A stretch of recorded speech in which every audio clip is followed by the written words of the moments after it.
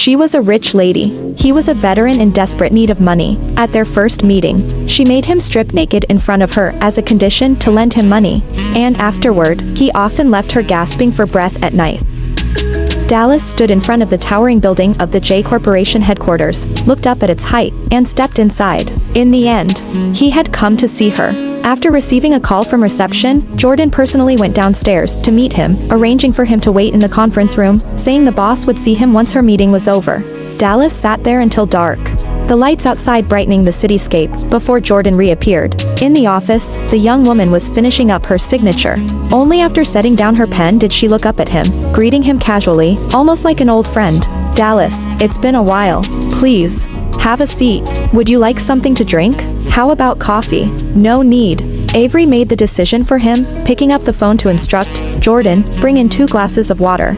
Jordan soon knocked and entered, placing a glass of water before Dallas. Once the office door closed again, Avery stood up, walked over to sit on the sofa opposite him, meeting his gaze without flinching. She had a classic look, soft waves of hair, arched brows, bright almond-shaped eyes, and a delicate nose and mouth. Her beauty was warm and refined, entirely without sharp edges. "Ms. Forbes, you know why I'm here." Avery nodded. It had been almost half a year since the car accident, and Fiona was still in a coma. The ICU costs alone were enough to drain him. Avery had expected him to hold out for a month at most.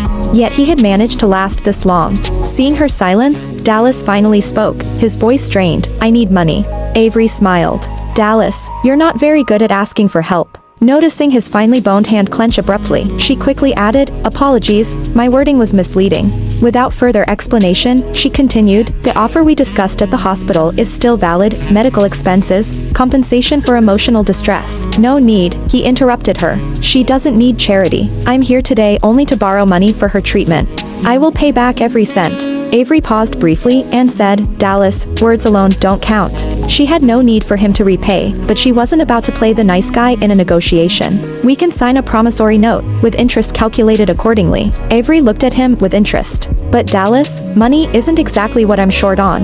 What I need is for you to keep this strictly confidential." "I won't." This time, she cut him off. "Words alone don't mean much, do they?" Dallas narrowed his eyes swiftly, his voice deep. "What do you want me to do? What can you do for me?" "Anything I'm capable of." She had anticipated his answer. Raising her phone, she pointed the camera at him. "Dallas, please remove all your clothes." Dallas pressed his lips together, for the first time wondering if he'd misheard her. "What did you say?"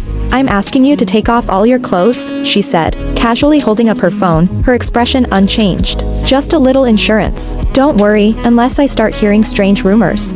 I'll be the only one who ever sees this little video." Dallas began to catch on, throwing her words back at her. "Words alone don't mean much. Right now, you're the one who needs something from me. Of course, we could discuss other options, but I doubt Fiona can wait that long."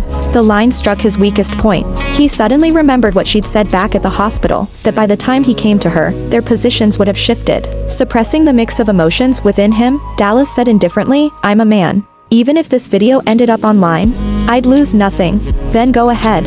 His jaw clenched tighter, the line of his already sharp jaw becoming even more defined. She was patient, waiting quietly. After a long pause, Dallas finally stood up.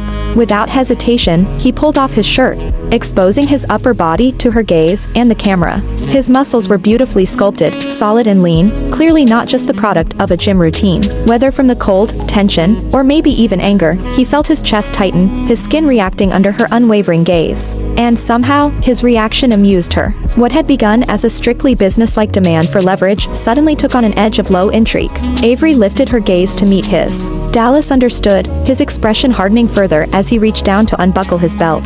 Before long, he was left in nothing but his briefs, the fabric barely concealing the shape of his body beneath.